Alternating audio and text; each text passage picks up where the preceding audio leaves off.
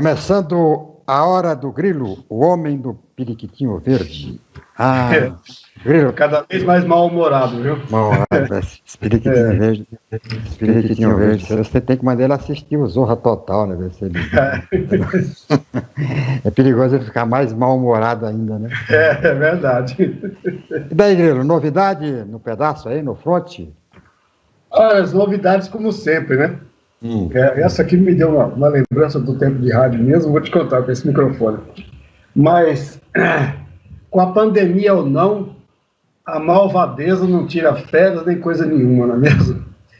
E interessante, que eu estava comentando esse dia com o pessoal aí sobre pandemia, o pessoal, mas isso aí, a hora que acabar a política, acaba o Covid. Eu falei, não é bem assim não, tanto é que tem político também que já contraíram o Covid, né, contraíram e passaram muito mal, né?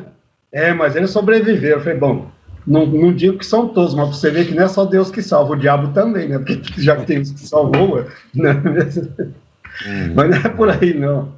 A realidade é que o troço está ficando feio, está cada vez pior. Corumbá, então, está um desespero. Bonito, pior ainda, não preciso dizer. Tem uma pessoa aqui conhecido nosso, de Bonito, e ele veio para Campo Grande, porque Bonito simplesmente não teve estrutura nenhuma para atender ele, num caso brando ainda, por exemplo, em área azul de Covid, quer dizer, ele precisa só de assistência respiratória. E Bonito simplesmente não teve como atender isso, quer dizer, aí dá para pensar que o negócio está feio mesmo, né? Ainda bem que ele conseguiu uma vaga aqui no Santa Casa e tal, entendeu? Está lá, e com certeza deve se recuperar, já que ele está na área azul, que é somente a assistência respiratória. Vamos ver.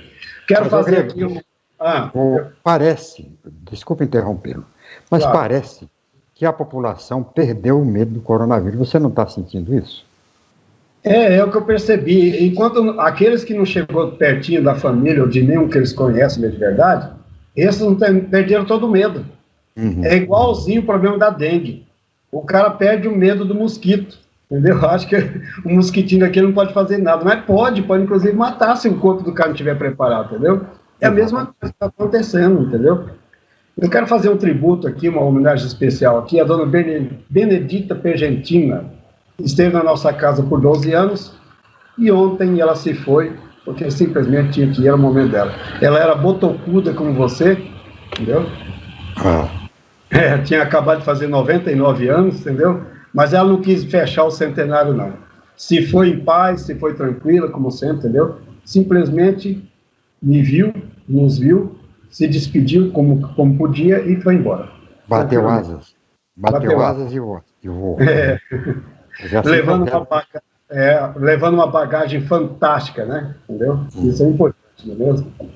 É assim que eu quero que aconteça comigo, às vésperas do centenário. Sim. Mas é uma coisa que eu aprendi nesse ramo, Sérgio, é que todo mundo quer viver muito, só que ninguém quer ficar velho, né? Esse é o detalhe.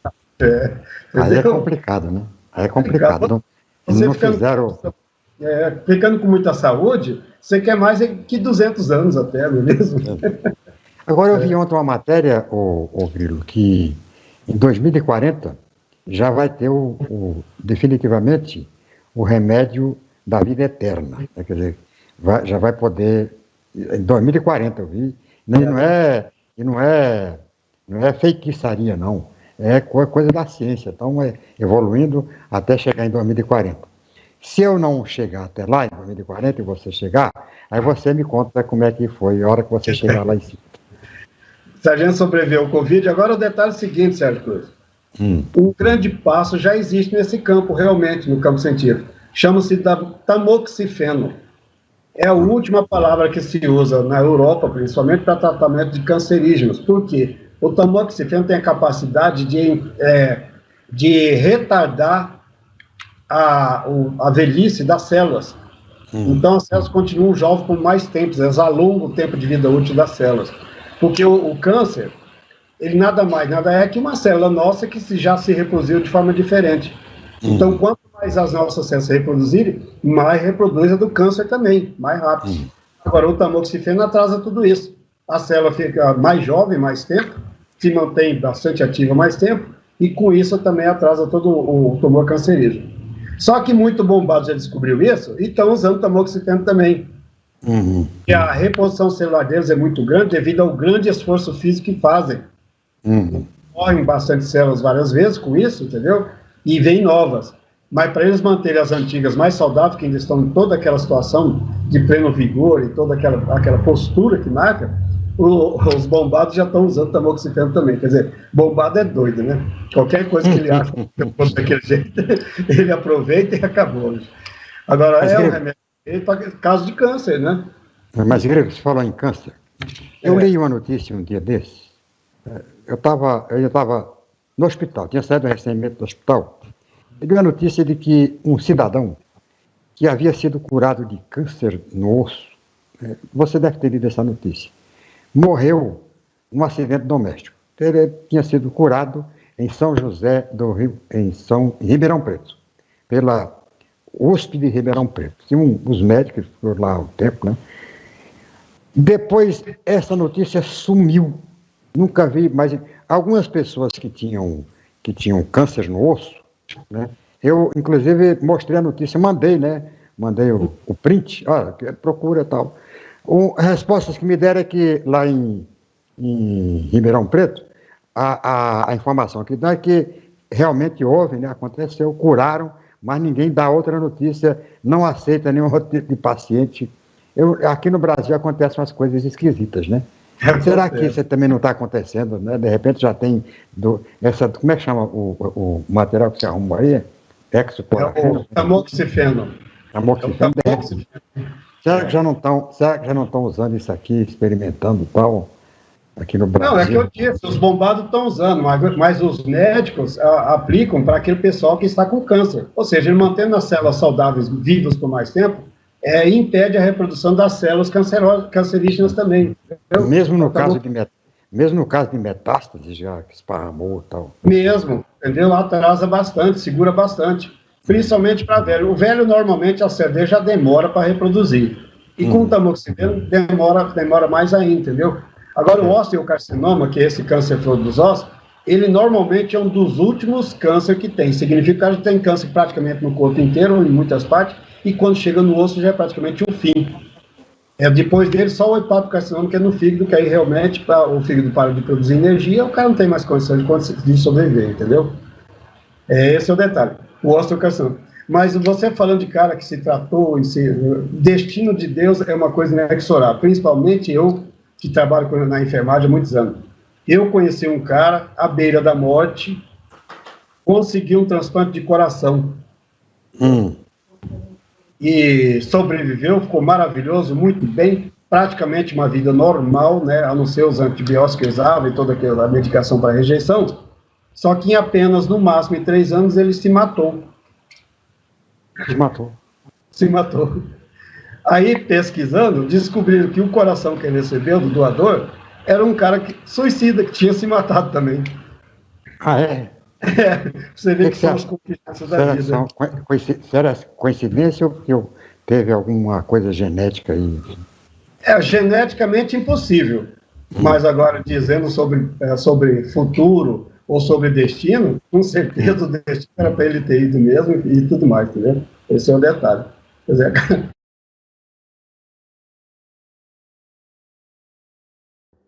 antes da gente falar de polícia, quer dizer, nós estamos falando só de saúde, nós estamos terminando aqui, nos transformando num consultório médico, né, só de saúde. Mas tem aqui alguém que mandou uma mensagem para mim. Me diga uma coisa. Osmar, meu amigo. Em que ano, desde que se entende por adulto, não houve incêndios no Pantanal ou na Amazônia? Do jeito que está ruim aqui que a extrema imprensa narra dos incêndios, só começou parece que eu entendi que começou em 1919. Sejamos, ninguém tá negando que houve incêndio no Pantanal. O que se está cobrando aqui que eu cobrei, foi uma ação do governo, só isso. Se o governo tivesse, né, tivesse agido desde o começo do incêndio, né, como vai fazer agora, parece que vai fazer agora, não tinha acontecido nada, né? O incêndio deste ano teria sido igual ao incêndio de 2018, igual ao incêndio de 2019 e tal, um incêndio controlável. Bom, agora vamos falar de polícia aqui. Mas só lembrando, Sérgio, ela tem razão sobre Pantanal e Amazônia. Ciclicamente, a cada 50 anos, sempre houve grandes secas nessas regiões, entendeu? Ciclicamente sempre aconteceu, a cada 50 anos. Os anais da história que mostram isso. Mas naquele tempo não tinha incêndios, porque simplesmente não tinha gente para pôr fogo nas coisas. Você vê, a Polícia Federal entrou em ação para ir atrás do começo, de onde começou o incêndio, e a Polícia Federal sabe como é que é, equipada e tudo mais. Conseguiram, através do satélite, até o primeiro fósforozinho que acendeu, e onde acendeu. Hoje nós temos toda a facilidade, né, depois que apareceu o celular com câmera fotográfica, temos todas as facilidades de sabendo que foi incêndio, começou incêndio criminoso. Agora, incêndio sempre houve, né? Você falou bem aí, e sempre houve, todo ano tem incêndio e tal. Agora, não nessas proporções. E já era previsto acontecer. Né? Quando começou, já sabia que o trem ia ser feroz, até porque não havia previsão de chuva, né? Estava todo mundo, na Amazônia, todo mundo desmatando, então, tem esse problema. Sim, mas, encerrado o assunto do Pantanal. Encerrado o assunto, tanto é que, só terminando isso aí, que já é caso de polícia mesmo, a Polícia Federal entrou em ação e entrou com tudo. Na região de Pantanal, encontraram um fazendeiro lá, onde o satélite dedurou ele com um dedo bem grandão, entendeu? Foram lá descobrir que foi exatamente na terra dele, mostrava onde começou o fogo, numa área de mata virgem, né? Que ele pôs fogo para obrigar que lá acabar virando pasto mesmo depois, em próprio benefício. E com isso ele pôs fogo quase do Pantanal inteiro, por causa da responsabilidade dele.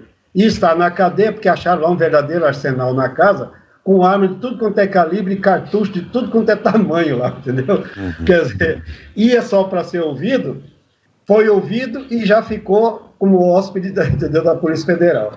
Se lascou mesmo. A Polícia Federal entrou e já sabe como é que é a Polícia Federal, né? Não entra para alisar, não. E um detalhe, entra bastante embasado. Para derrubar o que os caras estão jogando em cima do lombo, é meio difícil, viu? Meio difícil mesmo, entendeu? Olha só uma notícia interessante de polícia aqui, lá de Aquidauana. Lá em Aquidauana, o motorista de van foi gentilmente levado à delegacia e foi preso. Por um motivo simples. Diz que a menininha de 9 anos voltou até essa van para buscar uma garrafinha de água que a avó dela tinha esquecido na van. Só que, segundo a história, a menininha chegou lá na van, encontrou, foi o lobo mau lá, sabe? Pelo motorista.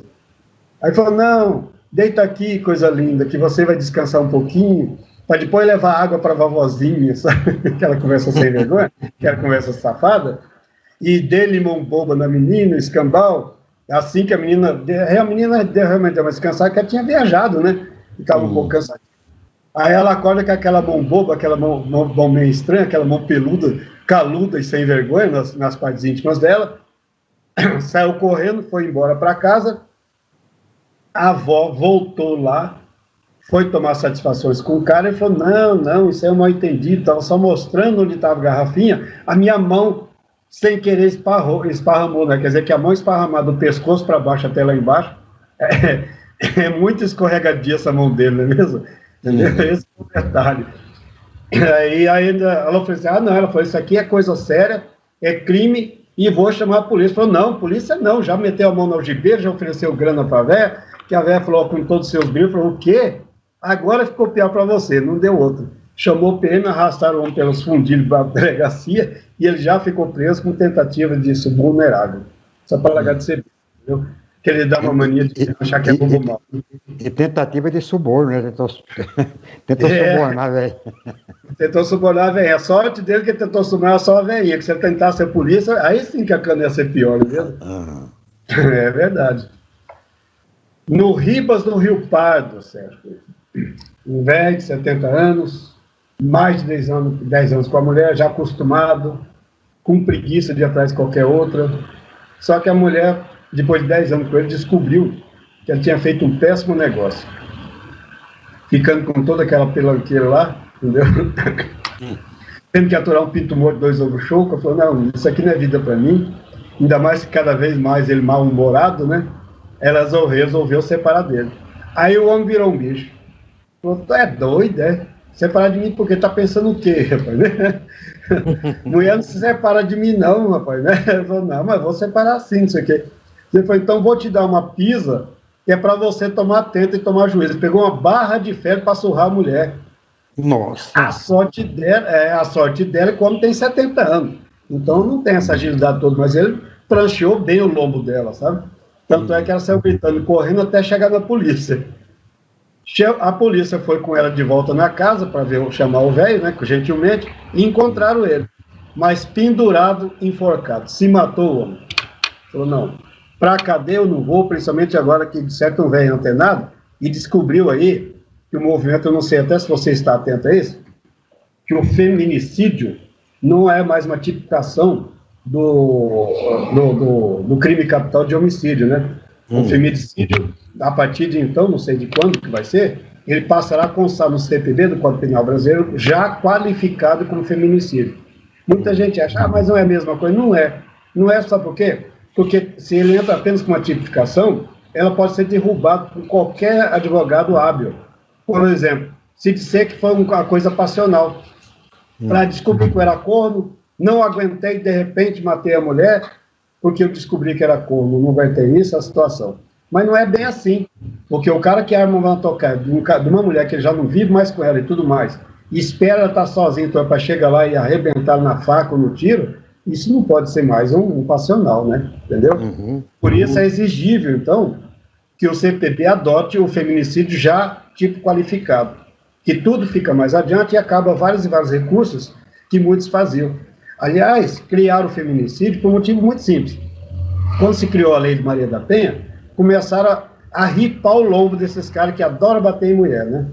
Aí os caras descobriram e falaram, não, o que eu faço? Eu bato até os braços com a moto, depois mato ela e respondo por homicídio simples, não sei o quê, 5, 6 anos, e olhe lá, e mal cumpro 3, já estou de volta na rua, entendeu? Aí fala, não, peraí, esse tipo de homem agora, que vive com a mulher e mata ela covardemente, vai ter que pegar mais. Aí por isso que houve a tipificação de feminicídio.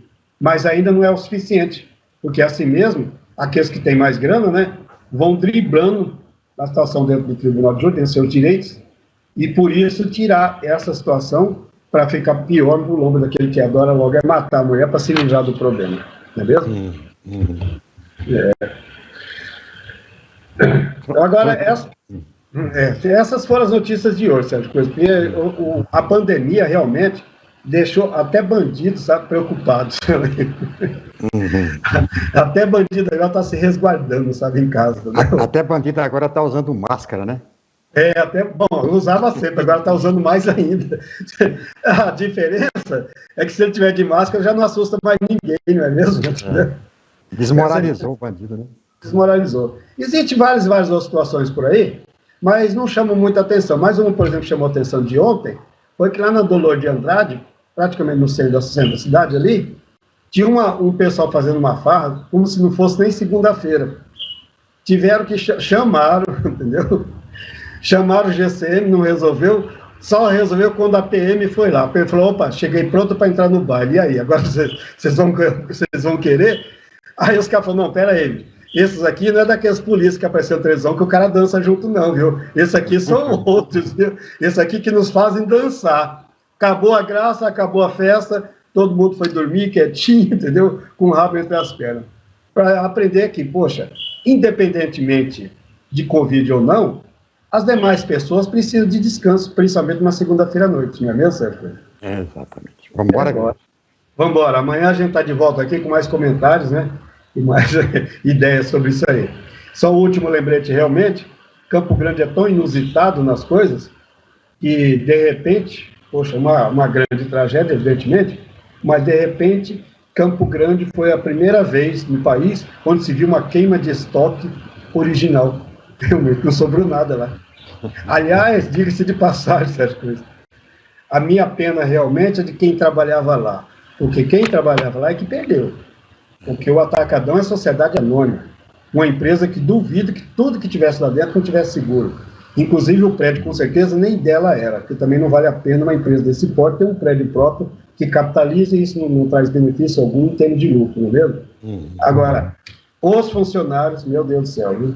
Coitado desse gerente também, que a essa altura, minha opinião, ele deve estar revirando, indo atrás das empresas de manutenção periódica que ele contratou para pegar e se resguardar.